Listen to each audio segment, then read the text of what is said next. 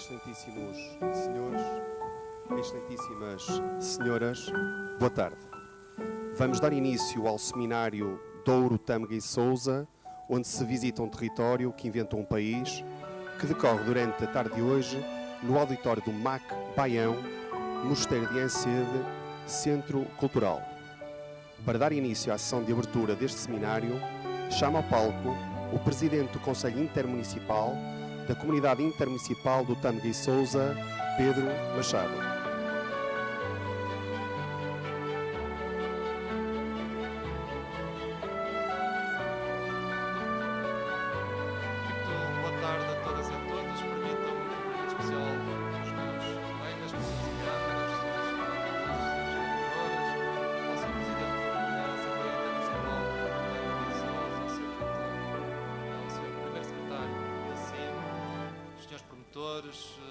Representantes das diversas instituições aqui presentes, comunicação social.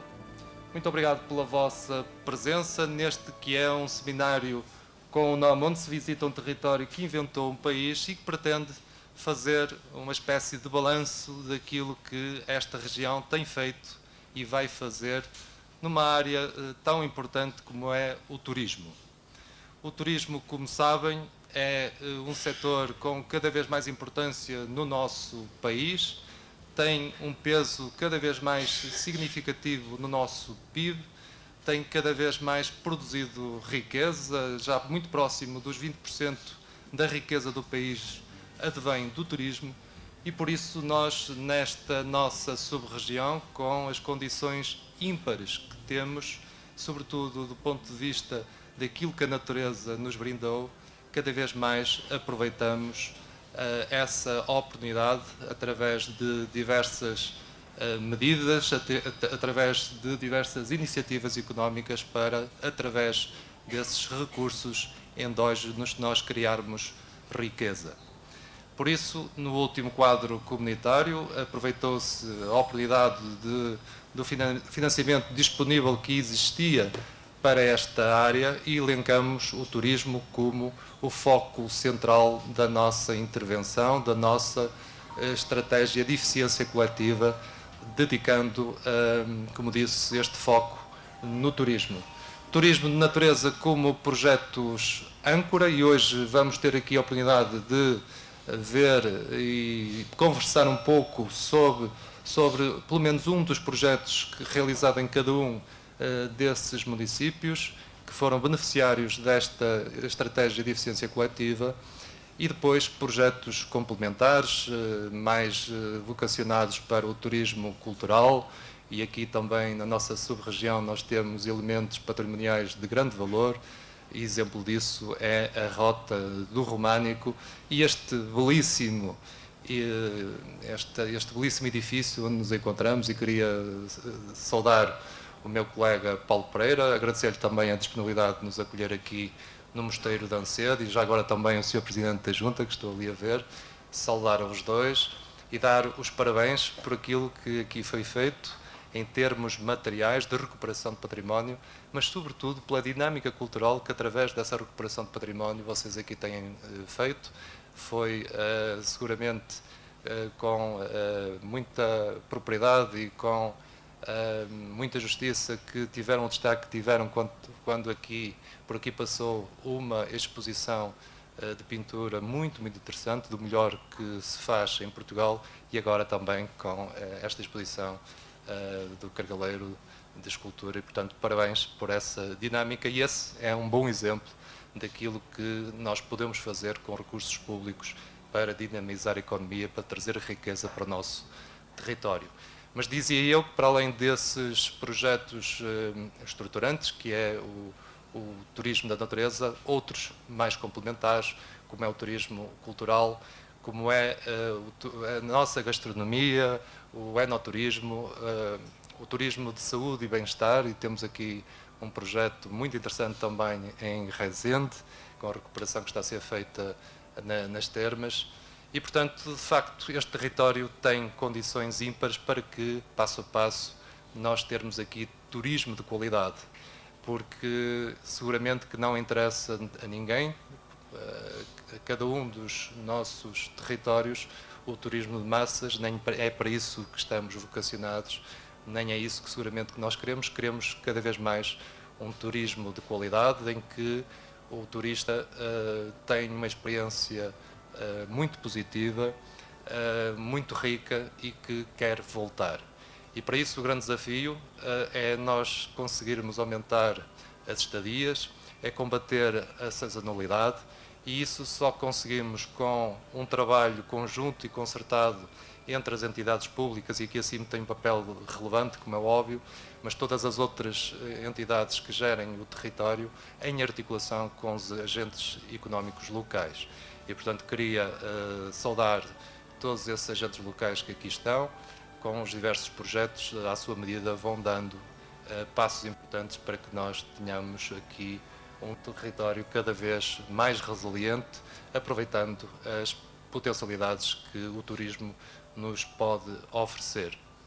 E por isso, mais importante do que esta mensagem inicial que vos possa dirigir, é nós termos uma percepção daqui a pouco, na apresentação desses projetos, daquilo que temos feito e daquilo que vamos continuar a fazer, porque neste quadro comunitário que aí vem, esta área vai continuar a merecer a nossa atenção, vai continuar a ser financiada e, portanto, como dizia no início, esta iniciativa, este seminário serve também para isso, para nós fazermos um balanço daquilo que temos feito e daquilo que estamos preparados para fazer e, com isso, nós continuarmos a criar riqueza para o nosso território. Muito obrigado.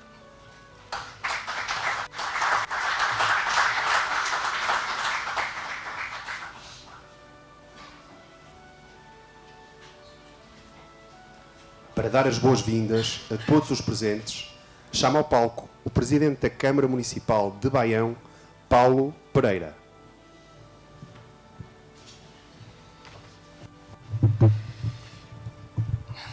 Ora, muito boa tarde a todos. Conforme foi dito, só para vos dar as boas-vindas, mas aproveitar, imaginando que possa estar aqui alguém que nunca cá tenha estado, perceber mais ou menos, enquadrar onde estamos. Permitam-me que, no cumprimento que faço ao Pedro Machado, o meu colega, amigo e, enfim, representante máximo da nossa estrutura no âmbito da Cimtâmega e Sousa, cumprimento todos os autarcas aqui presentes, e depois, na pessoa do primeiro secretário, o Telmo Pinto, e já agora do seu presidente da Junta, Daniel Guedes, que, enfim, tutela, digamos assim, a freguesia onde estamos instalados, vos cumprimento a todos. Já repararam que puseram isto um bocadinho alto demais para mim, portanto não sei como é que vai aparecer depois ali na imagem, mas mais importante do que isso é dar-vos 2 ou 3 notas. Estamos no Mosteiro Santo André de Ancede, centro cultural, que comporta várias componentes. Quando foi concebido, correspondesse a 4 componentes muito importantes para nós. Desde logo a componente patrimonial, nós, enfim, qualificarmos aqui um espaço cuja primeira referência documental se reporta a 1120, portanto, anterior à fundação da nacionalidade. Depois, naturalmente, só por si só, obviamente, esta componente patrimonial, enfim, com um projeto de qualificação do Cisa Vieira, por si só já merece efetivamente uma visita. Mas, por outro lado, depois uma componente cultural muito importante, falarei disso mais adiante, museográfica, naturalmente, também, e depois pedagógica, porque a partir daqui se podem fazer várias abordagens, não só ao que se passa aqui dentro, como à quinta que temos ali ao lado, e depois está preparada, inclusivamente, com 3 ou 4 espaços que, se for necessário, pode acolher aqui um investigador, ou 2 ou 3, para produzir conhecimento, enfim, científico que pode depois irradiar para o nosso território. Depois, este espaço está enquadrado num espaço mais amplo de cerca de 13 hectares e que eu chamo a vossa atenção para isso, quando depois tiverem a oportunidade, penso que vai haver a oportunidade de visitarmos uma exposição que aí temos do Cargaleiro. Há ali uma varanda, nós chamamos-lhe aqui a varanda do Prior, que tem uma visão sobre toda a quinta, e, portanto, que nós recuperamos, e estamos a recuperar, ainda não acabou esse trabalho, mas de produção agrícola. copiando um bocadinho, aproveitando a ideia de um ex-presidente de junta, que hoje é vereador dos assuntos económicos da Câmara Municipal, que no início deste século, quando dizemos do início deste século, parece que há 100 anos atrás, mas não, 2001, 2002, também numa perspectiva de responsabilidade social, se lembrou de afetar aqui à recuperação da Quinta um ou dois funcionários, entre aspas, um ou dois colaboradores, que através daqueles protocolos com o Instituto de Emprego e Formação Profissional começou aqui a requalificar a Quinta. Nós em 2005, deixem-me dizer assim, esta equipa, porque é mais ou menos a mesma equipa, com algumas entradas e saídas, na altura com o Dr. Gélis Carneiro, enfim, pegámos nessa ideia do Presidente da Junta e de lá até aqui, hoje a Quinta está a produzir desde, enfim, o vinho, do Lagar do Convento, não sei se é esse que teremos a oportunidade ainda hoje de experimentar, mas depois de frutas, de legumes, que são utilizados de diversas formas e cultivados de forma biológica, e estamos inclusivamente a evoluir para uma situação de agricultura regenerativa, até muito por força também da Cimtam Miguel Sousa estar a entrar nesta ideia das biorregiões. Mas, associado a isso, temos aqui um conjunto de outros conceitos que vamos ouvindo falar e que, de uma forma mais ou menos evidente, também, digamos, tem aqui assento nesta Quinta. Desde logo, de fair trade, de comércio justo. Fiquem com a ideia que, para além dos produtos que aqui saem, por exemplo, para a cantina municipal, ou sai às vezes, quando há grande excesso, para o mercado, enfim, aqui, dos comércios aqui à volta, mas tem, por exemplo, o facto de todas as semanas, normalmente à terça-feira, hoje mesmo, sair uma comunicação aos colaboradores da autarquia para dizer o que é que a Quinta está a dar e, portanto, aquilo que todos os colaboradores podem comprar todas as semanas, aquilo que a Quinta está a dar a um preço de referência do mercado abastecedor do Porto e, portanto, conceitos como de fair trade, de comércio justo, de uma forma, de uma interseção mais leve, mas designadamente de economia circular, de cadeias curtas, mas, por exemplo, o fertilizante maior que nós usamos aqui é o estrume que vem do nosso centro hípico, de onde também os cavalos, depois de atingirem a sua aposentação, vêm aqui para a Quinta sem cortes na sua pensão, neste caso sem corte no seu penso. E, para além disso, enfim, também daqui saem cabazes sociais que, em muitas alturas, ou com as IPSS, ou então para famílias com mais necessidades, também os disponibilizamos. Esta construção que aqui temos, e eu fico muito satisfeito por termos sido, enfim, convidados a estarmos disponíveis para aceitar a realização aqui deste seminário também em torno do Prover, porque eu acho que é um bom exemplo, mas dizer-vos que esta abordagem aqui para este espaço se encaixa, enfim, como uma luva naquilo que é a nossa estratégia de promoção territorial e que eu não vos vou, naturalmente, aqui maçar com ela, mas que tem, digamos, muitas abordagens, muitas outras valências, desde quando começámos lá muito atrás com os eventos gastronómicos, no sentido de sabermos que trazer cá as pessoas a primeira vez é o mais difícil, porque depois temos tudo, não é cá em Baião, é no nosso território, temos tudo para que os fixemos e para que eles passem uma boa mensagem e façam uma boa publicidade do nosso território, mas que passou por muitas outras coisas, como, por exemplo, a Casa de Baião no Porto. Bom, não vou aqui maçar-vos, este espaço que aqui estamos hoje faz parte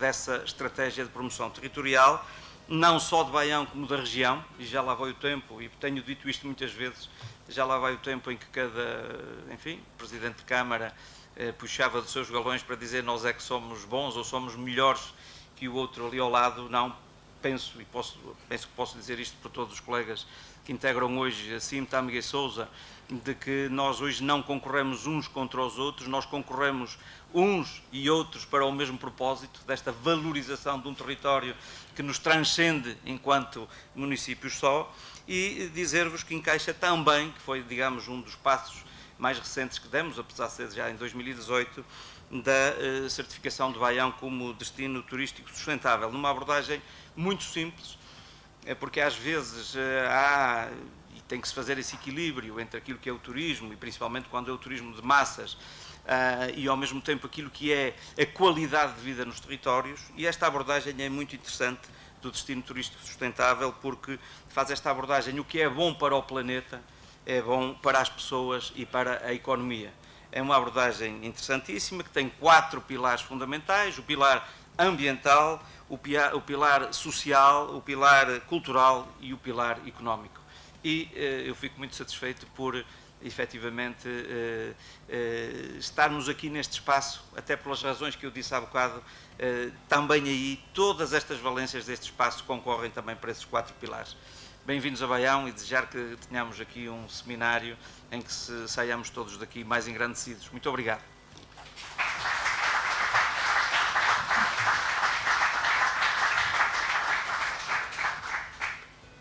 Vamos agora dar início ao primeiro painel, que se intitula Estratégia de Eficiência Coletiva, Prover, Turismo para Todos, e chamar ao palco os seus intervenientes. O Presidente da Câmara Municipal de Amarante, José Luís Gaspar. O Presidente da Câmara Municipal de Baião, Paulo Pereira.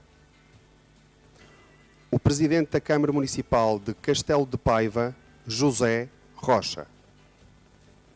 O Presidente da Câmara Municipal de Celurico de Basto, José Peixoto Lima. O Presidente da Câmara Municipal de Sinfãs, Armando Mourisco. A Presidente da Câmara Municipal de Marco de Canaveses, Cristina Vieira. E o Presidente da Câmara Municipal de Rezende, Manuel Garcês Trindade.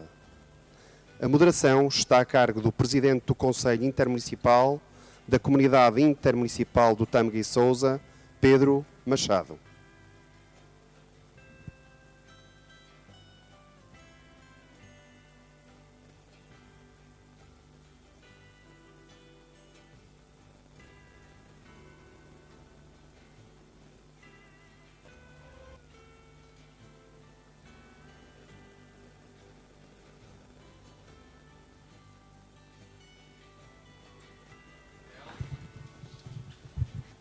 Com som é melhor. Vamos dar início ao primeiro painel. Vão ser aqui apresentados, como disse há pouco, um projeto de cada um destes 7 municípios. Aproveito para cumprimentar o Sr. Vogal da Autoridade de Gestão, Engenheiro Humberto Cerqueira, que acabou de chegar. Dizia eu que vamos ter aqui então a possibilidade de conhecer um bocadinho aquilo que se fez em cada um destes 7 concelhos. Num total de 25 projetos estruturantes, um investimento de 26 milhões de euros, investimento total, 18 dos quais foram comparticipados com fundos comunitários, e a tónica que me parece ainda mais relevante é que esse investimento público fez com que surgisse no território o dobro de investimento privado, portanto o efeito multiplicador aqui dos apoios públicos para, efetivamente, gerar riqueza no nosso território.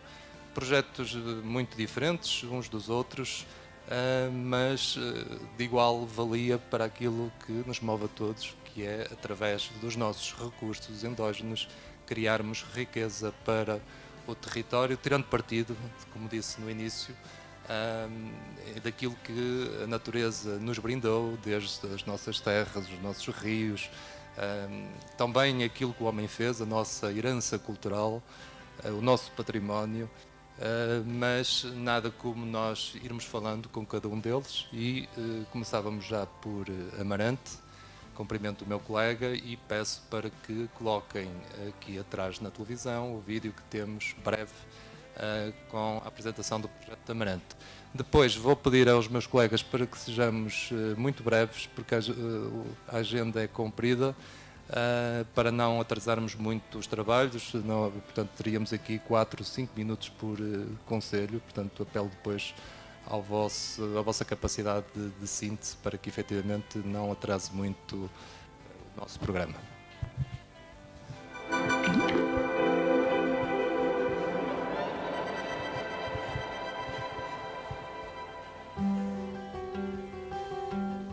Situadas na margem esquerda do rio Tâmega, as serras do Marão e da Poboreira gozam de um reconhecido património paisagístico e edificado com valor económico para o território.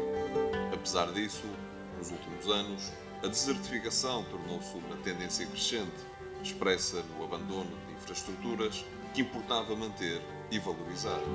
Para inverter o quadro, a autarquia procedeu à reabilitação de equipamentos públicos abandonados, dando-lhes uma utilização vocacionada para a atração e acolhimento de turistas.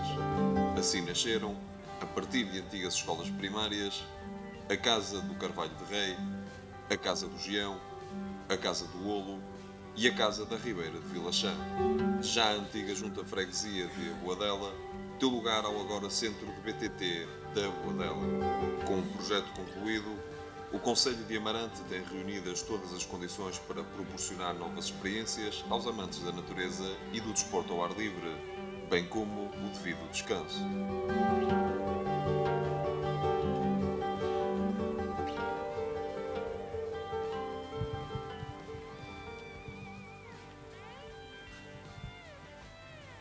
Sr. Presidente de Amarante, caro colega, eu vou fazer uma pergunta para a qual sei a resposta, mas que eu acho que é importante que quem está aqui connosco possa ouvir essa resposta. O que é que sente um autarca quando confrontado com um problema, como é nós temos de repente uma ou outra escola sem utilização, um problema, um edifício de luto? O que é que sente um autarca quando consegue transformar esse problema numa boa solução, como foi o caso? Muito boa tarde a todos. Permitam-me que, na pessoa do meu colega Presidente da CIM, Pedro Machado, cumprimento os restantes presidentes de Câmara aqui presentes, Presidente de Junta, públicas, diversas instituições aqui presentes. Respondendo objetivamente à pergunta, um grau de satisfação muito elevado, até porque, infelizmente, o país tem muitos casos de abandono de habitações, de património público que está abandonado e que nos últimos anos, acho que por todo o país, tem havido a reabilitação desses mesmo edificados. Um bom exemplo é o sítio onde nós estamos, em que houve aqui por parte daqui do meu colega de Baião a capacidade de tornar este espaço um espaço fantástico e, portanto, os meus parabéns por esta belíssima obra, mas é importante que nós tenhamos esta capacidade de reabilitar. Eu dou um exemplo, aliás, sempre que uma junta pede ou uma sede de junta nova, ou até um exemplo de uma casa mortuária, e eu peço sempre, olhem para aquilo que existe na vossa freguesia e tentem reabilitar, não construam de novo. E temos tido essa capacidade. Já tenho 3 juntas que é a reabilitação. Uma delas de uma antiga escola, também, que em Figueiró ficou lindíssimo, lindíssimo. Outra que agora vai ser construída em Jazente, também uma casa antiga, uma casa mortuária que é no lugar da Chapa, na freguesia da Chapa, enfim. Temos que recuperar património. Eu acho que essa é a primeira obrigação que nós temos, requalificar espaços, que eu acho que isso é muito importante. E foi o caso daqui. Nós aproveitamos as verbas do Prover para reabilitar 4 escolas primárias, em que fazemos pequenos albergues, tem capacidade, tem cozinha, tem quartos, tem sala de estar e permite estes pequenos albergues fazer aqui uma triangulação muito interessante, não só para as associações locais, mas também para turismo que possa vir, turismo de natureza e que possa fazer aqui percursos. Agarrado a isto, por exemplo, esta casa da Boadela que aqui foi mostrado este vídeo, nós fizemos as portas de entrada do Marão, em que nós estamos a falar de 100 km de trilhos que as pessoas podem abordar ou através daquelas atividades como o trail, ultra trail, ou através de BTT, enfim, permitir que possam abordar o Marão, que é uma pérola ainda que tem que ser redescoberto, porque eu acho que há muito ainda para fazer. Isto permitiu-nos também muito aquilo que é o património antigo que lá está. Por exemplo, eu até tenho aqui um exemplo que queria partilhar convosco, no âmbito de um programa que tivemos do Urbact. Fizemos parte de uma rede que era o BIPATNet, em que o objetivo era a apicultura urbana sustentável, que aliás a cidade líder é Ljubljana. E foi muito interessante porque isso permitiu que uma pequena escola também, em Covelo do Monte, neste momento é um centro interpretativo de mel, aliás é um projeto muito, muito interessante, o nome até se chama Colmeia do Marão, em que tem aqui várias vertentes, nomeadamente centro de extração de mel porque nós temos muitos apicultores e, portanto, vamos trabalhar muito isso. Permitiu-nos também fazer manutenção de apiários. Já fizemos a requalificação de um, há mais 2 que vamos requalificar. Aliás, eu costumo contar esta história, porque é, enfim, do tempo em que no Marão ainda havia ursos. Não quer dizer que ainda não os haja, mas, enfim, mas naquele tempo. Portanto, essas estruturas permitia que, efetivamente, protegessem as colmeias. E atrás disto vem depois todo um outro, a necessidade de intervenção naquilo que é, por exemplo, na nossa natureza. Dou-vos um exemplo, se me permite, Sr. Presidente, só mais 2 ou 3 exemplos, e passo já aqui ao meu colega de lado, mas a questão dos rios também é um património fundamental. Nós tivemos um projeto que é o Marão tem Cega Azul, em que o nosso objetivo qual era? Era tentar aprender como é que vamos requalificar cursos de água.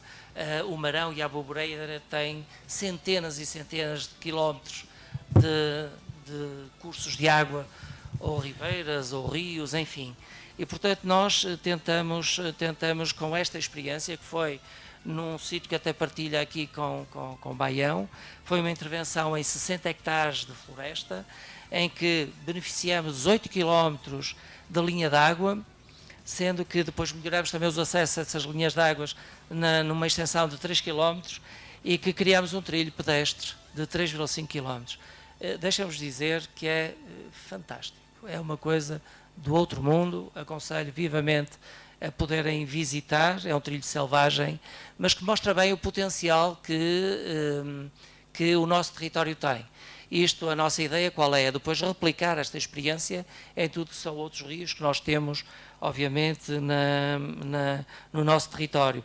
Enfim, temos outras experiências, nomeadamente, continuando com o rio, nós fizemos um estudo, aliás, na altura aqui, o meu colega Humberto era presidente da Câmara de Mondia, eu pedi-lhe autorização para refletirmos o rio Olo, desde a nascente à Foz, e esse estudo foi feito, esse trabalho, durante 3 anos, fizemos-lo, que é um laboratório vivo do turismo sustentável, é esse o nome do projeto, e que durante 3 anos envolvemos toda a comunidade, desde privados, as escolas não, as associações, as juntas, enfim, e trabalhamos em que fizemos intervenção nas margens, controle de infestantes, enfim, um sem número de situações, e agora virá parte 2, para fazer também um trilho desde a nascente à Foz. E isto, meus senhores, é valorizar aquilo que é o património que nós temos, que o nosso território tem, que é fantástico, que permite que possamos atrair milhares e milhares de pessoas. Hoje em dia, não é dizer que está na moda, hoje em dia é imperioso a intervenção neste tipo de património natural. O turismo agradece e os nossos territórios agradecem. Enfim, eu teria muito mais exemplos para vos dar, até porque nós, os rios, é algo que começamos a trabalhar há 8 anos a esta parte e temos convido já agora todos aqueles que ainda não conhecem alguns trilhos que nós fizemos em Amarante, nomeadamente no Rio Tâmega, que partilha aqui com o Marco também, que depois a minha colega seguramente irá esticar e estender esses trilhos, e isso faz com que nós, residentes, nos sintamos muitíssimo bem por poder contemplar aquilo que é um património, um legado que nos foi deixado há milhares de anos, mas também, enquanto visitantes, as pessoas acabam por se sentir muito bem. E, portanto, espero que agora, nesta nova etapa que agora aqui se avizinha, que os quadros comunitários nos permitam continuar a requalificar aquilo que é património abandonado, mas mais do que isso, a continuar a preservar a natureza e fazer com que realmente o turismo possa continuar a se ingrar no nosso território. Muito obrigado. Só uma pequena questão, se os albergues já estão disponíveis para o público que os queira usufruir, e se vai ser a Câmara ou se vai ser através de alguma das associações locais que essa gestão vai ser feita? Nós temos vários casos, ou através das associações, ou através da Junta Freguesia, ou através da Câmara. Portanto, por exemplo, a parte principal, que é em Abadela, é a Câmara, o restante é através das Juntas de Freguesia. Muito obrigado. Que depois fazem já agora protocolos também com as associações, não é? Bom, e depois da Amarante vamos passar, agradeço a intervenção do meu colega, passamos então para um vídeo de Baião.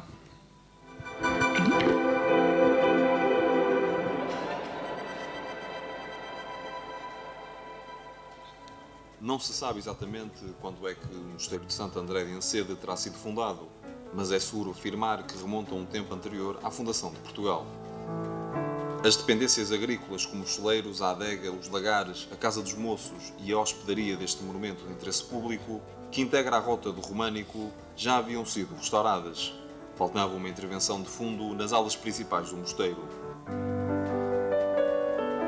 O projeto, entretanto concluído, transformou todo o complexo arquitetónico do Mosteiro de Encede num equipamento cultural com condições para ser fruído por diferentes públicos. Em concreto, o projeto de conservação e restauro do Mosteiro de Santo André, da autoria do arquiteto Álvaro Cisa Vieira, incidiu sobre 4 áreas, nomeadamente o claustro, a ala poente, a ala nascente e a ala sul, tendo ainda sido criados 4 gabinetes, espaços para exposições e um auditório. Já a intervenção na igreja contemplou, entre outros, os retábulos, o púlpito, o teto da capela-mor, a nave e o sob-coro. Com a conclusão do restauro e consequente integração do Mosteiro de Encede em circuitos turísticos, há a expectativa de que o concelho de Baião registre um aumento do número de visitantes nos próximos anos.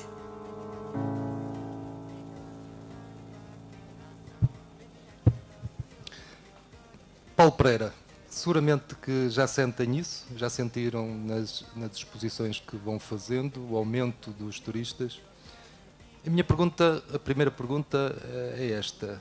Um concelho como Baião, com um orçamento seguramente muito modesto, muito aquém daquilo que seria desejável para vocês conseguirem concretizar todos os vossos objetivos, este foi, porventura, um dos projetos mais ambiciosos, mais arrojado. Não terá sido fácil chegar até onde chegamos, certo? Muito bem, é um bocado isso. Nós teremos agora no sábado uma reunião da Associação Nacional de Municípios e é verdade que quando olhamos para aquilo que são os orçamentos de determinados municípios temos que ser muito engenhosos, não é só nós aqui em Baião, é nós na nossa região. Às vezes as pessoas não têm a ideia, eu li, não sei se era para o ano 2021, o município de Lisboa tinha só de taxa turística cerca de 30 e qualquer coisa milhões de euros. Ou seja, só de taxa turística é praticamente o dobro daquilo que a Câmara tem para fazer tudo o que tem a fazer, se não contar com fundos comunitários. E é neste país em que nós vivemos. Mas se isso é assim, não deixa de ser verdade que quando conseguimos quer pequenas coisas, quer grandes coisas, como esta onde estamos, eu penso que o gosto que temos em ser autarcas, hoje os políticos não é? Estão sempre ali no olho de furacão a ver se lhe dão um tiro.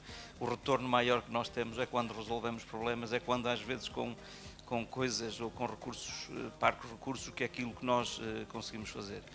E é por isso que o Prover aqui, enfim, teve um papel fundamental, porque este espaço onde estamos, que, enfim, conforme vimos, é anterior à fundação da Nacionalidade, teve um percurso longo ao longo da sua história, mas que com a extinção das ordens religiosas passou para o domínio privado. Em 1985 foi comprado pela Câmara de então, pelo professor Artur Borges e pelo Manuel Pereira Cardoso, que tem uma grande responsabilidade em ser possível hoje isto aqui, e é verdade que é um privilégio muito grande enquanto Presidente da Câmara estar associado a este momento de qualificação, porventura, em termos de património cultural, o maior investimento de sempre. Estamos a falar no PT 2020, entre aquilo que é o Prover e depois as outras gavetas de património cultural e através de outras entidades, como não só da CIM, mas da Associação de Municípios do Douro e Tâmega, conseguimos para aqui um investimento que rondará hoje os 5 milhões de euros, que se estivéssemos a contar só com o orçamento municipal, obviamente não tínhamos seguramente esta obra. Muito bem. Muito obrigado. Não sei se... Sei que me ias fazer mais uma pergunta. Sim, sim. E... Se quiseres, faço eu. Pois, de facto estamos limitados no tempo, mas nem tanto, nem tão pouco. Não, mas dizerem-me só esta questão de... O investimento, como disseste, pronto, foi avultado. Só foi possível graças aos fundos comunitários.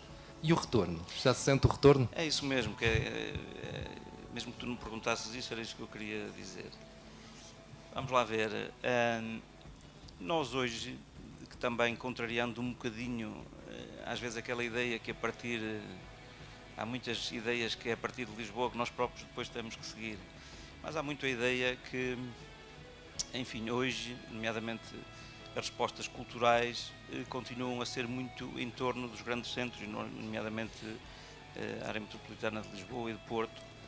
Mas é verdade que quem vive nos nossos territórios, e não é no Concelho de Baião, é nos nossos territórios, chamem-lhe a baixa densidade ou o que quiserem, por esse país inteiro, há respostas de nível cultural que nada devem a muitas dessas coisas que nós muitas vezes só associamos aos grandes centros e que tem muito a ver, não é? Quer dizer, esta aptidão ou este potencial que nós temos, obviamente tem muito a ver com aquilo que aqui já se falou, a questão de termos, enfim, paisagens belíssimas, termos uma gastronomia ótima, termos, enfim, uma hospitalidade que caracteriza todo o Norte, mas tem hoje já uma pujança em termos de resposta cultural que não deve nada ou pouco àquilo que são os grandes centros.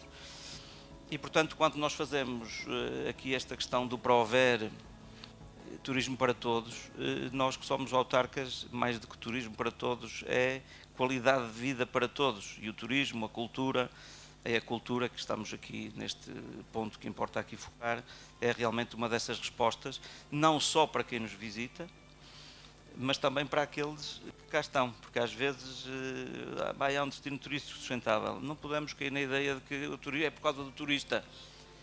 Obviamente, o turismo sendo hoje um dos pilares fundamentais da economia do Concelho, temos que tornar o território atrativo para os turistas, mas é evidente que o retorno maior é aquilo que se reflete, de que forma é que se reflete nos que cá estão, que é nisso que nós estamos focados. E por isso, como eu dizia, isto integra esta estratégia de promoção territorial. Nós, em função daquilo que temos vindo a dizer, quer dizer, nós temos 2022, salvo erro, 835 camas registadas, mais de 110 estabelecimentos que vão desde o alojamento local até ao hotel de 5 estrelas, 110 estabelecimentos que têm ainda uma margem de evolução, mas para terem uma ideia, e é por isso que é estratégico isto para nós também, e a resposta que aqui demos, já aqui foi falado, nós até há pouco tempo tivemos aqui uma exposição de nível mundial com originais desde Picasso a Salvador Dalí, Andy Warhol, ou Paulo Arrego, ou Vieira da Silva, ou Cargaleiro.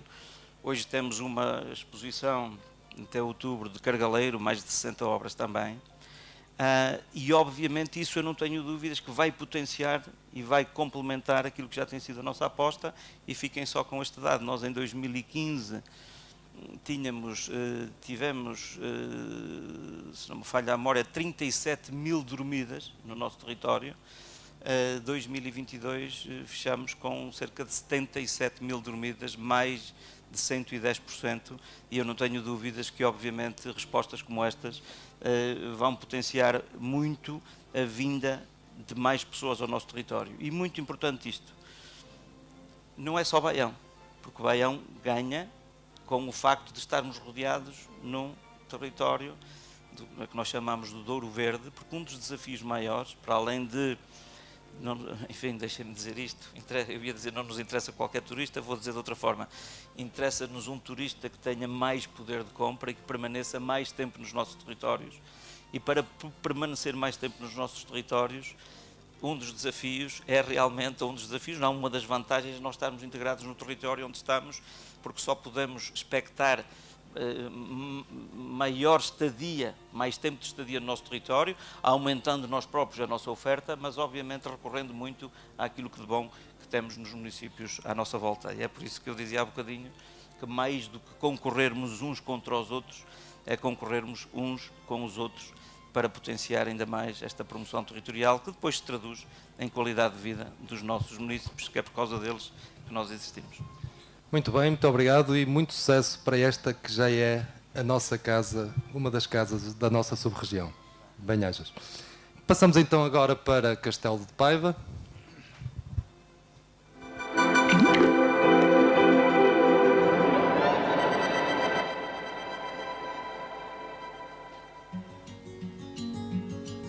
Com a requalificação da zona ribeirinha do Choupal, em Pedurido, todo este espaço junto aos rios Douro e Arda dispõe hoje de condições de excelência para a fruição pública. com destaque para a prática balnear na praia do Choupal das Concas. Em concreto, o projeto para a valorização turística do Choupal contemplou um parque de estacionamento, uma zona de merendas, um edifício equipado com bar e esplanada, bem como sanitários e 2 pequenos parques infantis. A instalação do núcleo de experiências turísticas do Couto Mineiro de Pejão, estrutura sobre o passado mineiro da população local, é outra das novidades. É também no Choupal que tem início o percurso pedestre Viver o Douro, que permite aos visitantes circular cerca de 10 km ao longo de uma das margens do Rio Douro. Com a requalificação concluída, é esperado que a região se assuma como destino turístico de excelência nas vertentes do turismo ativo e de natureza.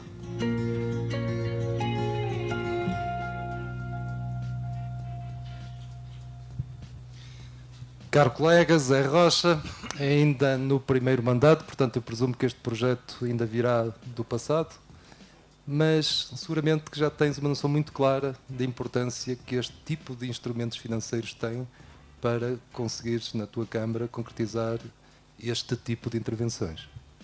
Sim, antes de mais, cumprimentar todos os presentes na pessoa do Pedro Machado, nosso presidente da CIM, cumprimentar todos os autarcas, na pessoa do Dr. Telmo Pinto, também cumprimentar todos os funcionários da CIM, que têm estado sempre e são sempre incansáveis também em ajudar e colaborar com todos os municípios, e penso que falo em nome de todos, sem exceção. Sem dúvida, estes programas de revitalização do turismo são importantes, muito pelo que disse o Paulo e também já disse o Zé Luís. É essencial para municípios como o Castelo de Paiva e todos aqueles do Tâmega e Sousa, que temos orçamentos muito parcos, e se não tivermos esta capacidade ou esta ajuda de apoios comunitários para podermos valorizar o nosso património, podermos valorizar a nossa natureza, termos a capacidade também de apostar no que foi o passado, reviver. E nós em Castelo de Paiva, e falou-se lá naquela apresentação que temos agora neste momento, com este projeto que se fez, a da requalificação do Choupal, fez-se também um pequeno centro museológico do que foram as minas do Pejão em Castelo de Paiva. Umas minas que representaram uma atividade económica e de grande pujança em todo o norte de Portugal. Empregaram milhares de pessoas, e é importante também para nós, e no espírito que temos no meu executivo, e também já no anterior havia essa preocupação de valorizar o que é o património mineiro, trazer, reviver o passado para aprender no presente, para fazer no futuro. Isto é importante para todos nós, e aqui também a esperança que tenho que o próximo Prover também possa nos trazer algo mais do que será essa valorização patrimonial e turística, porque cada vez mais, e sabemos nós da importância do turismo, a importância da nossa proximidade também, e por que não dizê-lo, a área metropolitana do Porto, que tem uma grande entrada de turistas a nível nacional, tem sido um dos aeroportos mesmo da Península Ibérica e se calhar até da Europa, não tenho os números exatos, que mais turismo tem conseguido capitalizar, e é importante para o nosso território, para todo o território do Tâmega e Sousa, e bem como já foi dito, nós aqui não temos que concorrer uns com os outros, temos que trabalhar em conjunto e proximidade para conseguirmos desenvolver o nosso território e trazer sempre cada vez mais um valor acrescido, e isso é a expectativa que eu neste primeiro mandato tenho, e nestes fundos comunitários que vão surgir, que possam nos dar a oportunidade de alavancar. Eu ainda há pouco tempo organizei uma semana de cultura, e vai muito ao encontro do que dizia o Paulo. Nós, nos nossos concelhos, apesar de estarmos, digamos, na zona de baixa densidade, também temos a necessidade e também temos que dar à nossa população e aos nossos municípios espetáculos de qualidade cultural como há nos grandes centros. E aqui também acabamos por nos sobrepor ao que são as obrigatoriedades do nosso governo, e muito é possível com estes fundos comunitários que podem advir destes projetos. E esta é a expectativa de podermos dar também aos nossos municípios, às nossas populações, aos nossos cidadãos, a mesma qualidade de vida, seja na educação, seja na cultura, seja na saúde, para que possamos todos ter um território mais coeso, que acho que também é o fundamental nestes fundos, é tratar da coesão territorial. E tem exemplo do que acontece também no meu concelho, passo modéstia à parte, uma grande escola de música. Sim, sem dúvida. Temos também o orgulho de, em Castelo de Paiva, ter uma grande escola de música que tem, inclusivamente, para além de organizar grandes masterclasses com a organização do que têm sido as academias ibero-americanas, em Castelo de Paiva também tem, a nível internacional, ganho grandes prémios com alunos formados nas maiores orquestras a nível europeu. Isso também, sem dúvida, também demonstra a capacidade cultural que existe em Castelo de Paiva. E o turismo? Sentes Sim, crescimento? Tem havido novas unidades a abrir?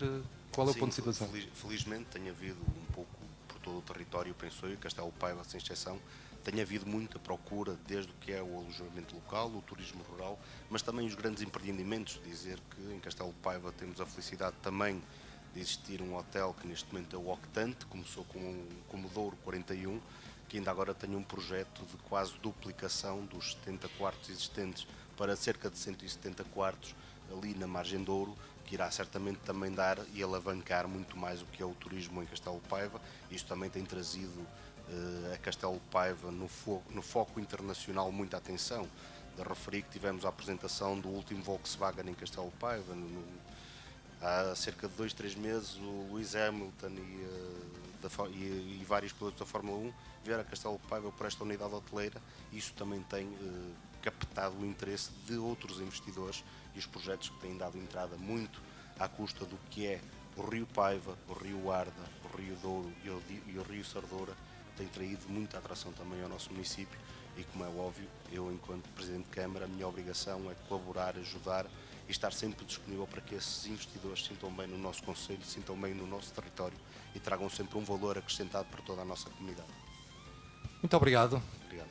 E de Castelo de Paiva vamos até à capital das Camélias.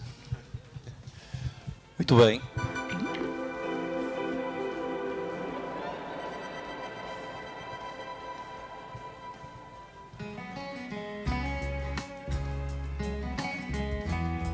O projeto global da Ecopista do Tâmega prevê a reabilitação dos edifícios de todas as antigas estações situadas no concelho de Solurico de Basto para fins turísticos. Nesta segunda fase, foi reabilitada a casa do chefe da estação, em Solurico de Basto, bem como os edifícios da antiga estação de Couto-Soso. Também a Casa da Taipa, na freguesia de Canedo de Basto, sofreu uma remodelação, tendo sido transformada num posto de venda de produtos locais. E foi ainda concluída a reabilitação das estações de Mondim de Basto e de Lourido. Este projeto surge na continuidade da criação da Ecopista do Tâmega, ciclovia construída no canal da desativada linha ferroviária entre Amarante e Arco de Baúlha, no concelho de Cabeceiras de Basto. E depois de vários meses de intervenção, espera-se que esta ecopista possa vir a ser uma das melhores do país, com uma forte oferta ao nível do alojamento.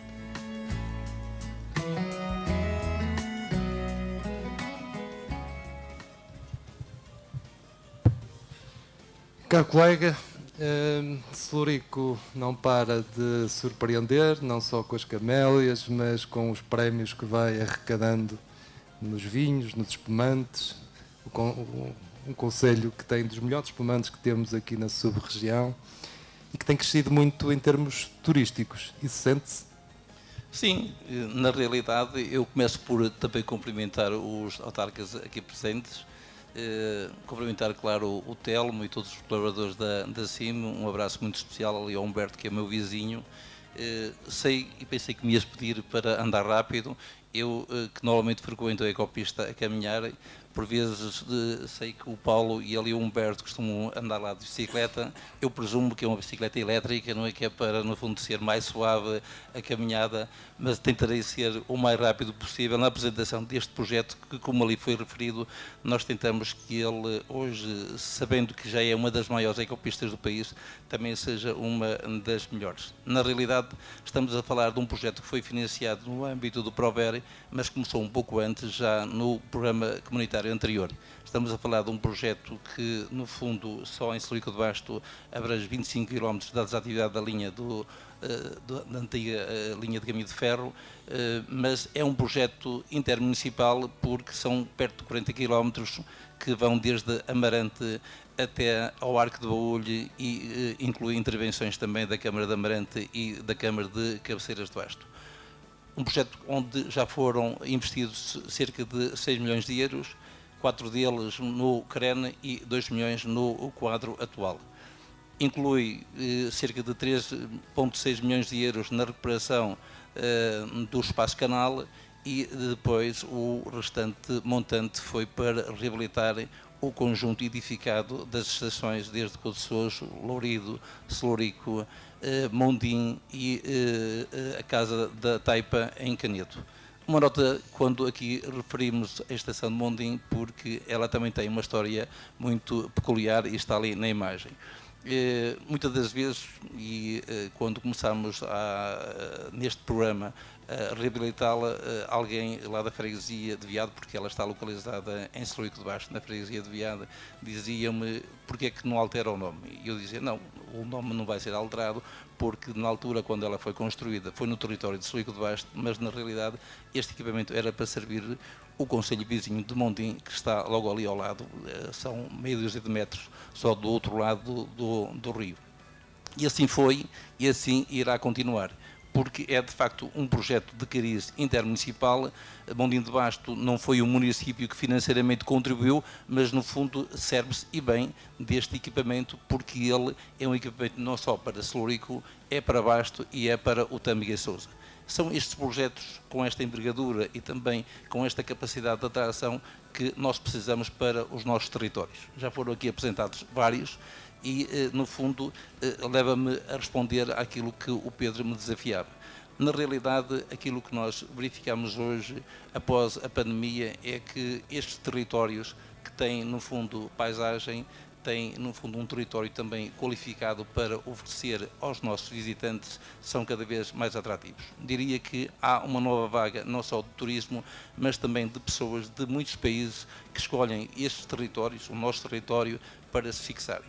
E nós temos que saber aproveitar, no fundo, esta corrente que, no fundo, está neste momento já instalada.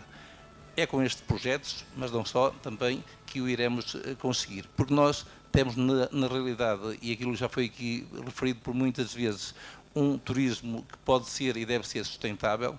Temos também, no fundo, paisagem, temos um território que ele precisa de ser mais qualificado, sobretudo naquilo que se refere aos seus espaços florestais. Nós temos uma ampla mancha florestal, se calhar a maior do nosso país, onde uma intervenção de fundo é, no fundo, quase que obrigatória para que, no fundo, este filão seja também, diria eu, melhor aproveitado. Ações que, no fundo, envolvem os municípios, mas não só. Sabemos todos que é um desafio gigantesco que nos irá prender nas próximas décadas, mas para o qual nós precisamos de, no fundo, ter uma atenção muito, muito especial. Mas, como eu estava a referir, há, na realidade, cada vez mais pessoas que procuram estes territórios, porque nós temos também um património muito qualificado, temos tradições, temos histórias para contar. Já que foi referido, e uma das nossas imagens e um dos nossos slogans é precisamente disso, onde se inventa um território, mas na realidade Basto e o Tâmega e Sousa também por aqui passou a história do nosso país, e nós temos, no fundo, tudo isso para oferecer a quem nos visita, mas sobretudo para, no fundo, potenciar aquilo que são as nossas realidades locais. Esta ecopista do Tâmega, só para terminar, dizer-lhes que ela, no fundo, foi também pensada para ser inicialmente, a quando da construção da linha férrea, um projeto que iria ligar a Liberação até Chaves e ser uma via larga de cariz internacional. Acabou por, no fundo, ficar apenas no Arco do Baúlho, quando era suposto que a linha de Guimarães, que hoje chega apenas a Faf e também já está desativada, um troço e transformada numa ecopista, era para ligar em Cavês e depois, a partir daí, ligar à linha do Corgo, não é? E ser essa tal via de cariz internacional. Porquê? Porque, nessa altura, este território tinha uma população, diria, numerosa, tinha sobretudo uma atividade agrícola muito forte e uma atividade mineira também de muito fulgor, e daí aproveitarem o canal, que no fundo é um canal natural da linha do Tâmega, para instalar esta via. Chegou onde chegou e demorou 40 anos, desde 2009, onde chegou a Amarante, nesta altura, até o Arco do Baúlho a ser construída. E depois só teve também 40 anos de vida. Portanto, e na altura em que ela foi encerrada, também para deixar aqui esta nota, para perceberem o quanto é difícil nos nossos territórios onde nos encontramos, muitas das vezes também vencermos um conjunto de obstáculos que nos são colocados e que no fundo também contribuem por vezes para o seu desenvolvimento não ser tão rápido, é que nessa altura foi assinado com o Poder Central, e não estou aqui a criticar nenhum governo, nem nenhum partido político, porque todos são responsáveis. Mas nessa altura foi assinado um protocolo em que esta linha de caminho de ferro só seria encerrada depois de construída a alternativa rodoviária. A verdade é que andamos há 40 anos, faz mesmo agora 40 anos, e ainda faltam construir alguns quilómetros para chegar ao Arco de Baúlho. Vai agora no PRR mais um pouco até ao final do Concelho de Celurico de Basto, mas fica ainda a faltar cerca de 6 km para nos ligar ainda a Cabeceiras. Isto para terem também uma ideia do quanto é que demoram aqui as coisas a serem concretizadas.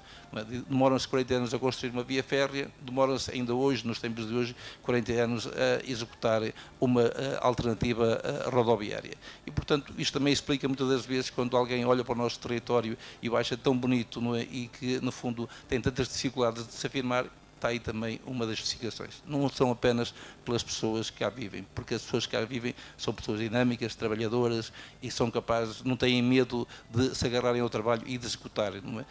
Muitas das vezes aquilo que não depende de nós é que demora, de facto, muito mais tempo a ser executado. Dizer-lhes, para terminar também, que a ecopista é hoje, não é, aquilo que eu chamaria a grande autoestrada, não é, para ligar estes territórios. Mas nós temos como objetivo ainda numa segunda fase, porque reabilitámos todas as estações, nelas estão localizados um conjunto vasto de serviços, desde alojamento, passando por postos de informação e promoção dos produtos locais. Temos também hoje o grande desafio de criar e levar as pessoas que andam na ecopista a pontos notáveis que lhe ficam nas imediações.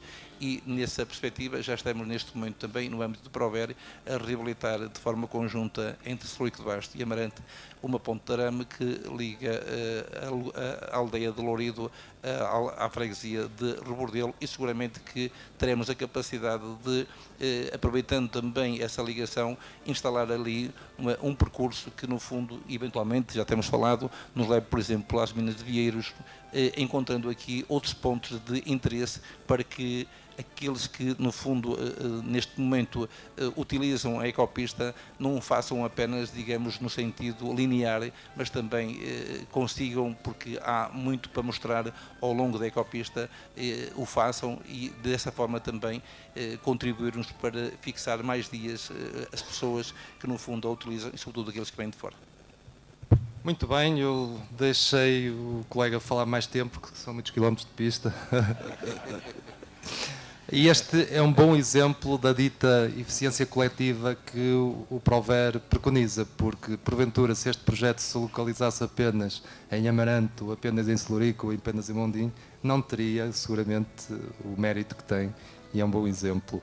E deixo aqui, faço-me de convidado para que os colegas aqui de Celurico e de Amarante, numa próxima oportunidade, possam desafiar aqui os 11 municípios, os 11 presidentes de Câmara, a dar uma volta de bicicleta, eventualmente num dia de conselho, não numa bicicleta elétrica, numa bicicleta normal, porque efetivamente deixa-nos a todos muito curiosos, sobretudo aqueles que não conhecem este projeto. Parabéns. E Celurico, vamos até Sinfãs.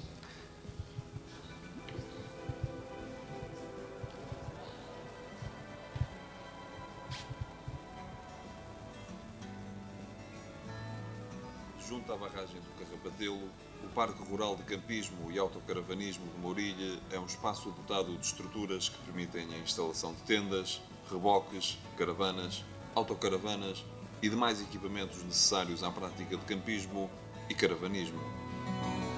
Além disso, este equipamento dispõe de 6 bangalôs, uma piscina ao ar livre e um restaurante com vista privilegiada para o rio. A edificação deste parque veio colmatar a falta de uma estrutura do género no Douro, Tâmega e Sousa, servindo os visitantes e turistas que circulam nas estradas panorâmicas da região.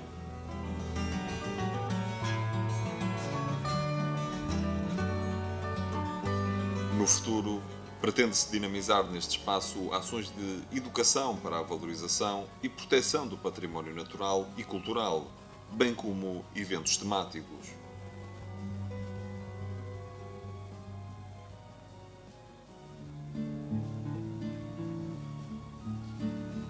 A Quinta do Paço da Serrana, onde viveu o grande explorador do continente africano Alexandre de Serpa Pinto, está a ser reabilitada. Serpa Pinto Discoveries é o nome do projeto de investimento nos cerca de 20 hectares da Quinta, que serão transformados num conjunto de valências que passarão pela investigação científica, pelo lazer, desporto, cultura e turismo. Na casa principal vai nascer um museu interativo dedicado ao legado de Serpa Pinto, com um espaço de investigação ligado às universidades e à Sociedade Portuguesa de Geografia. O projeto inclui a requalificação da área florestal, onde serão criados percursos pedestres, e uma quinta pedagógica, para permitir o contacto com os animais e o vivenciar do mundo rural, bem como a cultura do vinho verde e frutos típicos da região. A Quinta do Paço da Serrana será, definitivamente, um espaço de evocação do grande espírito empreendedor e aventureiro de Serpa Pinto.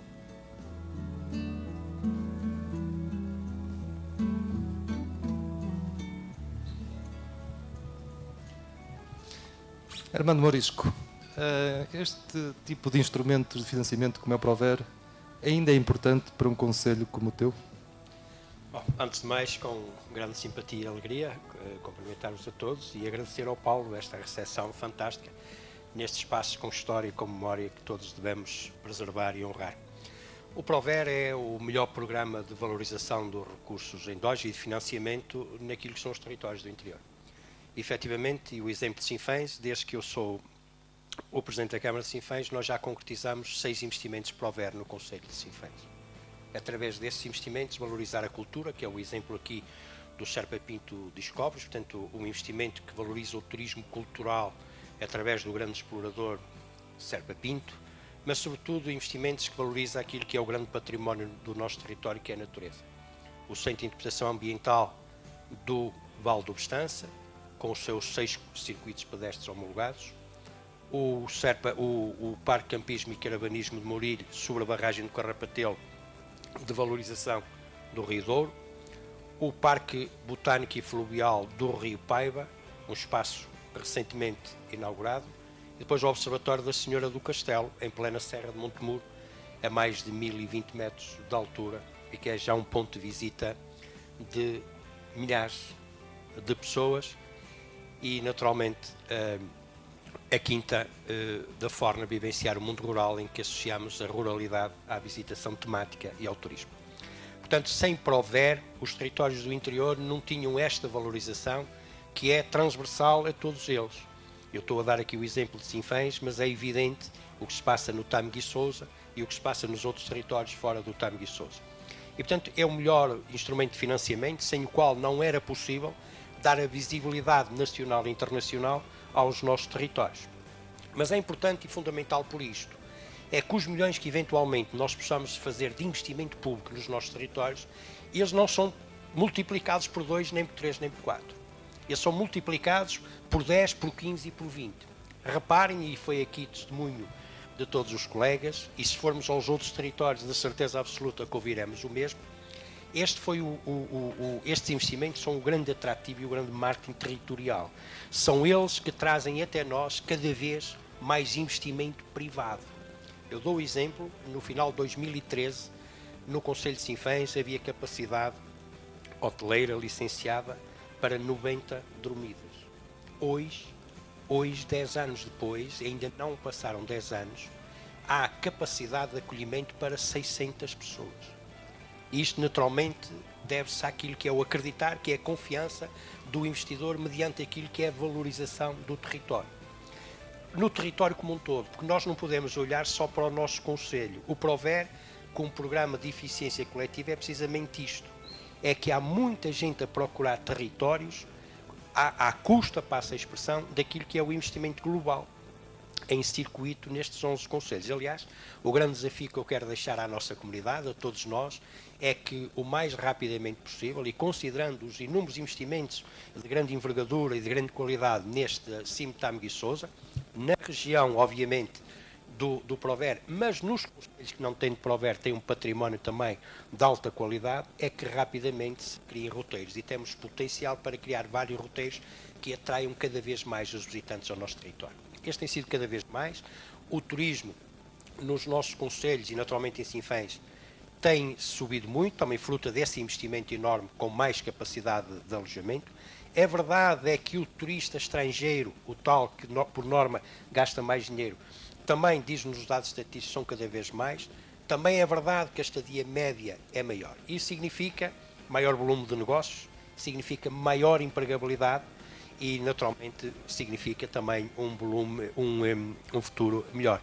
Por isso, Pedro, quero dizer e afirmar e reafirmar que é o melhor programa de financiamento e de valorização que nós podemos ter e, naturalmente, o desejo que eu tenho e que nós todos temos é que este PT 2030 volte a trazer muito dinheiro para o Prover para que nós possamos continuar a dar asas aos sonhos e Sinfãs possa, dentro em breve, lançar o procedimento concursal daquilo que serão os circuitos de observação ribeirinha do Rio Douro, se estenderão por 17 km entre os Camarão, no limite com Castelo de Paiva, e a barragem do Carrapatelo, para associarmos ainda mais projetos de valorização deste território e podermos continuar em conjunto, em parceria, esta comunidade a trabalhar e olhar para o futuro.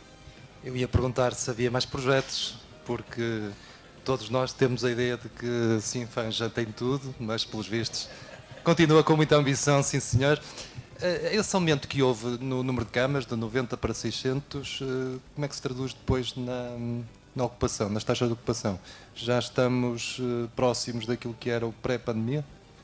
Nós estamos acima daquilo que era o pré-pandemia. Naturalmente, quanto mais oferta existir, mais procura vai haver. E, portanto, tem acompanhado a oferta, ou melhor, a procura tem acompanhado a oferta e tem sido uma surpresa agradável verificar que ano após ano nós crescemos, escada atrás de escada, sem o turismo de massa, que não é desejável em territórios que pretendem a tal sustentabilidade ambiental, mas um turismo de qualidade que permite continuar a dar visibilidade para o exterior e continuar a crescer no âmbito da empregabilidade. Haja mão de obra disponível, que hoje é um dos grandes problemas que nós temos, e estão aqui empresários que sentem isso na pele todos os dias, mas é bom perceber que a nossa gastronomia tem crescido a olhos vistos, quer na oferta, quer na procura, na qualidade, porque somos também cada vez mais exigentes, e portanto isto é mesmo a pescada de rabinho na boca, não é?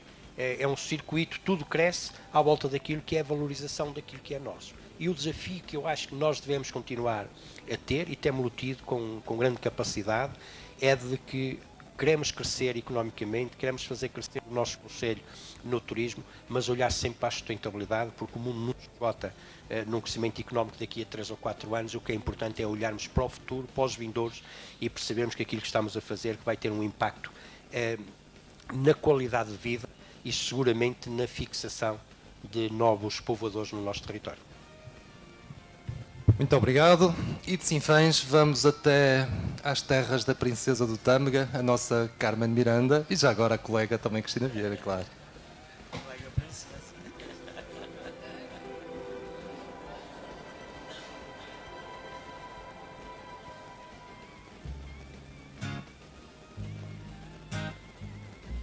A Praia Fluvial de Bitetos, em pleno Rio Douro, é um dos principais atrativos turísticos do Marco de Canaveses. O projeto de requalificação do espaço público do Cais de Bitetos, entretanto concluído, redefiniu por completo toda a zona envolvente à praia, quer pela melhoria das vias de acesso ao local, quer pela construção de novos percursos pedonais. A empreitada incluiu uma plataforma de acesso à praia, um miradouro e uma praça e um auditório ao ar livre.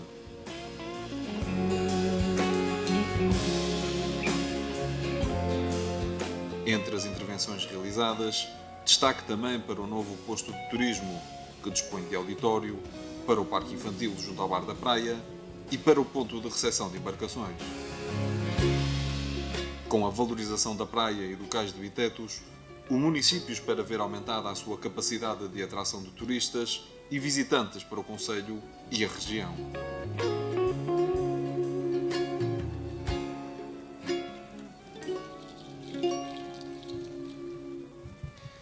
Cristina Vieira, como está o turismo no Marco de Canaveses? Está a crescer? O turismo está bom e eu vou aproveitar porque se falou aqui na pandemia para dar nota de que, de facto, esta praia fluvial de Vitetos, depois da pandemia, como tantas outras ao longo do país e como os espaços rurais, tiveram também mais procura. E não é por acaso que, neste caso, o poder político se virou para aquela que é a entrada fluvial do concelho, que fica na freguesia de Alpendurada, Várzea e Torrão, e que decidimos então pôr mão à obra com a requalificação deste cais e desta praia, que em 2011 foi classificada como zona balnear licenciada e classificada também como praia acessível, praia para todos. Só para terem noção da importância desta praia, neste ano foram classificadas águas balneares interiores 36. Dessas 36, apenas 2 no Rio Douro, e a praia de Vitetos, ou a água da praia de Vitetos, faz parte das 59% que alcançaram a categoria de excelente, e por isso também esta importância da praia fluvial de Vitetos. Mas além da praia fluvial de Vitetos, que em termos de turismo é muito importante, também temos o cais. É complementar aqui ao cais do nosso vizinho, que nos vê do outro lado, o cais de Escamarão ou o cais da Pala, também eles com grande importância no Rio Douro, e toda a importância que o Rio Douro tem, e é por onde nós recebemos os muitos turistas que entram no Marco de Canaveses via fluvial e que nos entram através dos cruzeiros fluviais do Douro no Marco de Canaveses. É um ponto estratégico que depois daí faz naturalmente a complementariedade com tudo o que o Marco de Canaveses tem em termos turísticos e que tem trazido também, como aos colegas, esta aposta no turismo tem tido resultados muito positivos. Posso salientar também o Museu da Carmen Miranda, recentemente inaugurado com uma antestreia e que espero que está terminado quase o projeto expositivo para inaugurarmos oficialmente no próximo ano, ou por exemplo a Estação Arqueológica de Tongóbrega, a cidade romana, ou por exemplo a Igreja do Arquiteto Cisa Vieira. Para vos dar aqui exemplos de que de facto nós, através daquela entrada no Douro via fluvial, podemos levar depois os turistas a outros locais estratégicos, nunca esquecendo aquilo que foi que também já referido pelos nossos colegas e que eu subscrevo, que é a questão da nossa gastronomia e dos nossos vinhos, que cada vez têm mais notoriedade e mais qualidade. E também não é por acaso que nós, neste espaço que vocês tiveram a oportunidade de verificar, temos um local de venda e de promoção dos nossos produtos endógenos, um local onde estão os nossos artesãos, e dali teremos uma porta para aquilo que é o território de Ouro Verde, ou seja, é quase como uma loja muito semelhante àquela que nós temos no nosso Museu Carmen Miranda, que é a loja de vendas da Dolman, e que consegue através daí promover o nosso território como um todo. E também permitam-me agora aqui fazer um parênteses, ainda bem que a comunidade intermunicipal, pelas responsabilidades que lhes estão e pelas competências que lhes estão adstritas, tem esta capacidade de poder promover projetos que estão eles mais estruturados na região. E esta complementariedade que nós todos agora estamos aqui a falar é importante, porque são todos projetos importantes, mas acabamos por nos complementar uns aos outros na oferta turística. Eu costumo dizer que eu não me importo nada que os turistas que vão dormir ao Hotel da Pala, aqui em Baião, venham todos eles almoçar aos restaurantes do Marco de Canaveses, porque é isto que importa, que os turistas não estejam centralizados num só local e que a oferta seja do território para os cativar ainda cá mais dias, e que a experiência que vivem, porque cada vez isto é mais importante, o turista dá muita importância àquilo que vive e experiencia, seja mais gratificante e que seja um cartão de visita para que eles voltem e tragam mais pessoas com eles. E por isso dar nota de que este projeto de Vitetos é de facto muito importante. É complementar, temos a praia e depois temos sobretudo também aquilo que foi a sorte de termos um arquiteto que era um arquiteto filho da terra, da freguesia de Alpendurada, Várzea e Torrão, também ele dedicado aos desportos náuticos e que teve esta variante em conta neste projeto, e acho que é uma variante que tanto no Tâmega como no Douro temos que apostar cada vez mais nos desportos náuticos. Também tivemos a sorte, em concurso público, de o empreiteiro que ganhou a obra ter sido o mentor da Praia de Vitetos, um ex-autarca da freguesia Várzea do Douro, e que um empresário que quando ganhou a obra também dedicou muita paixão na reestruturação do projeto. Isto para dizer que muitas das vezes o facto de nós termos gente que é da terra, que conhece o território e que conhece sobretudo e lhes dedica algum amor e carinho, é ainda mais importante, porque o resultado desta obra foi certamente muito melhor do que se fosse uma outra pessoa de fora, ou outro arquiteto a projetá-la, ou outro empreiteiro a fazê-la. Muito amor e muito carinho também, e muita vontade política, e por isso venha outro provérbio, porque nós cá estamos como presentes da Câmara para levar a cabo estes projetos, que eu concordo com aquilo que o Mourisco diz. São muito importantes e são até pela parceria que temos com a Dolman, também muito importantes na implementação nesta estratégia. São agentes que conhecem o território e são agentes que querem promovê-lo e que estão cá há muito tempo, a quem nós também temos que dar ouvidos, e por isso a nós, autarcas, cabe-nos vestir a camisola com muito amor. Muito obrigado. E não há mais nenhuma pergunta? Estou a brincar. É para dizer que eu e o Maurício também temos uma escola de música. Só para... uma academia. Uma academia. Bom, terminávamos então a nossa visita em Rezende.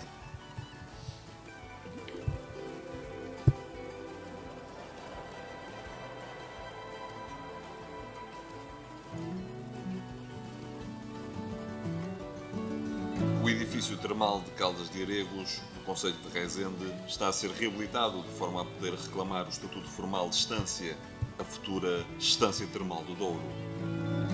A obra prevê modernizar a oferta termal existente, aumentando o número de valências e criando outros serviços complementares no setor da saúde e do bem-estar.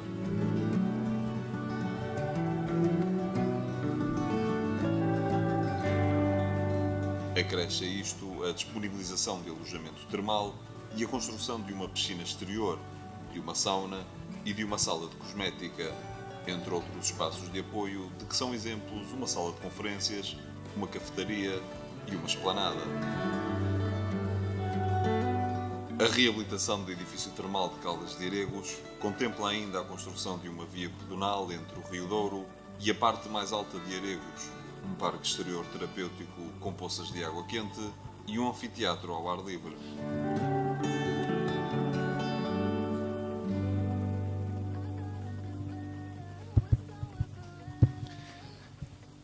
Garcês Trindade, o turismo de saúde e de bem-estar é um turismo cada vez mais exigente e face à vetustez que aquele equipamento tinha, não fosse esta possibilidade de se financiar este investimento via Prover, a Câmara Municipal dificilmente conseguiria preparar-se para os desafios do futuro. Muito bem, queria saudar todas e todos, enfim, e também saudar as entidades aqui presentes, que é muito importante que estejam presentes para ouvir todas estas notícias que estamos a dar, e também cumprimentar os meus colegas. Acho que sim, a nossa ideia, a nossa intenção é transformar aquela casa enorme que lá estava. Enfim, o balneário de Aregos já remonta já à Dona Mafalda, portanto já, pelos vistos, já é milenária, portanto sempre teve este balneário a funcionar nos privados, e nesta última década a Câmara Municipal comprou, portanto, as termas.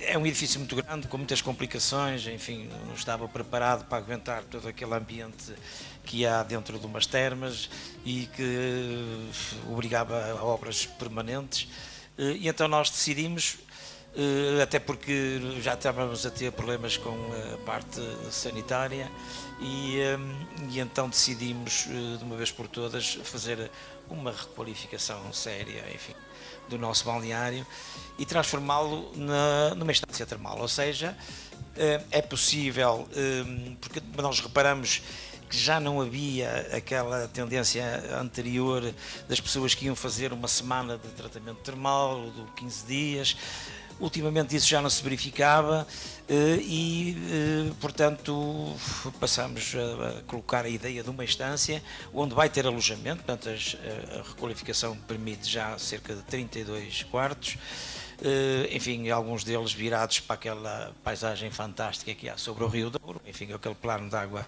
enorme, e que, portanto, irá permitir, porque nós, portanto, determinamos que as Caldas de Aregos seriam o ponto focal da atratividade turística, e efetivamente dedicamos para lá não só o Prover, porque é um nome específico para Rezende, que é o Programa de Valorização Económica de Recursos Endógenos, e efetivamente o que nós estamos a fazer é o aproveitamento do recurso endógeno, que é aquela água que sai, que brota do subsolo a 63 graus.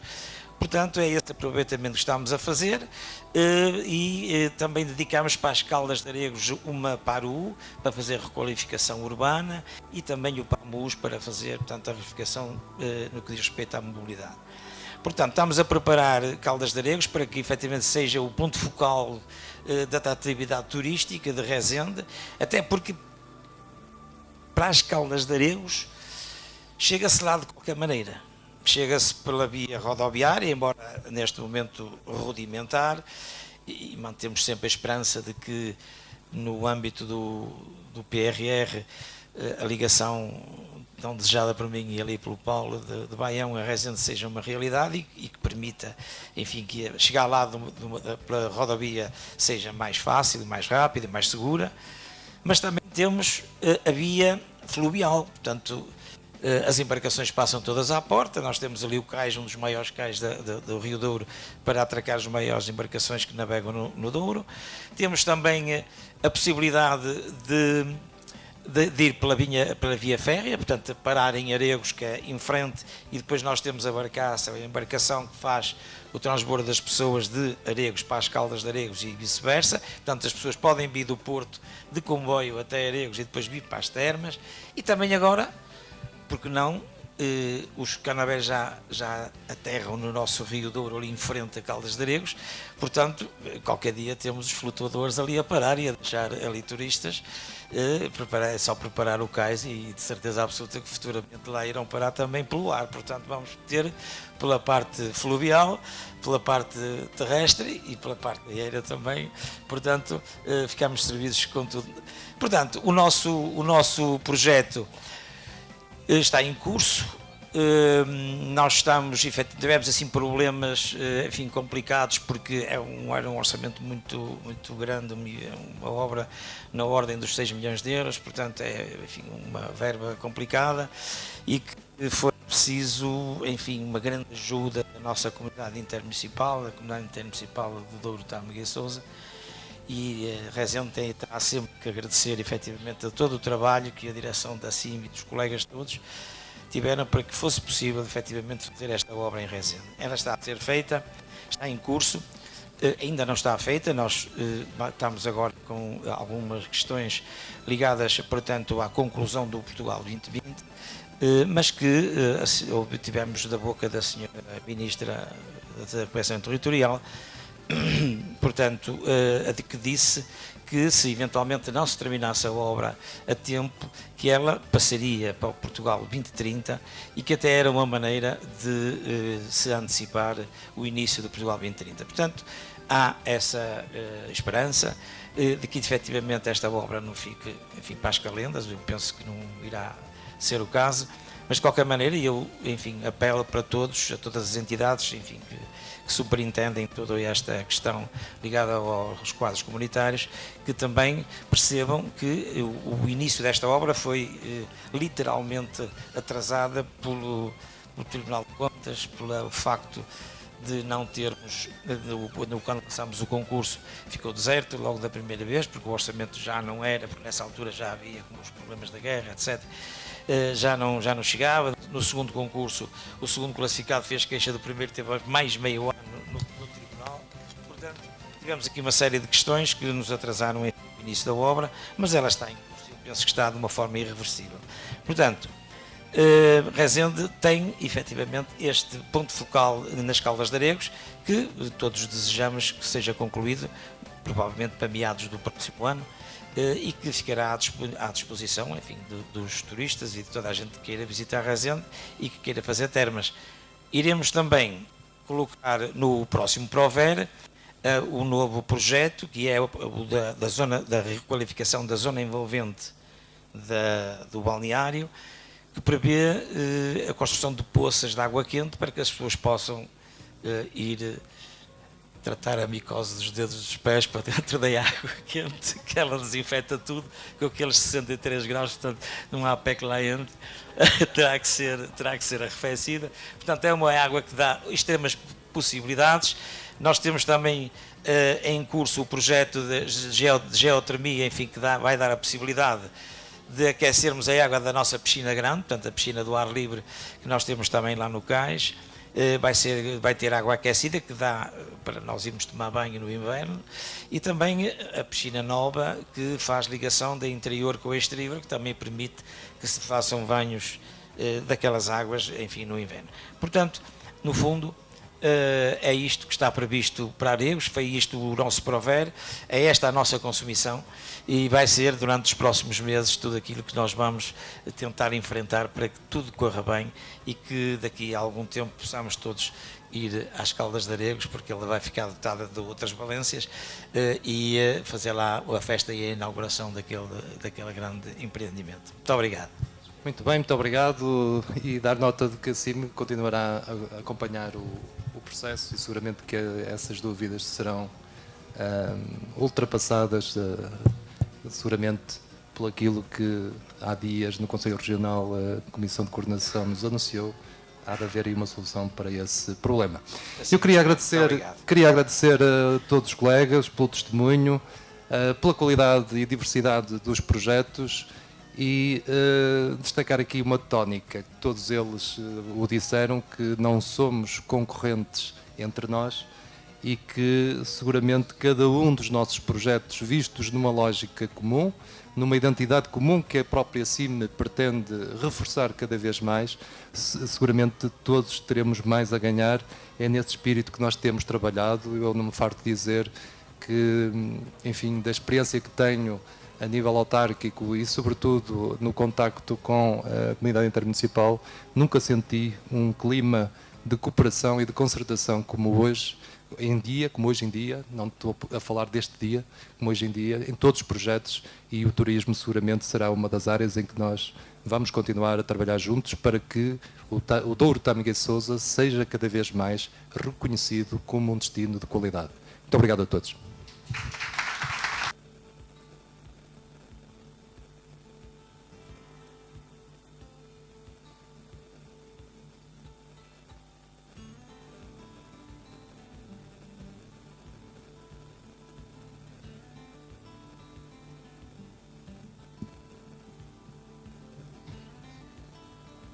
Obrigado a todos os intervenientes.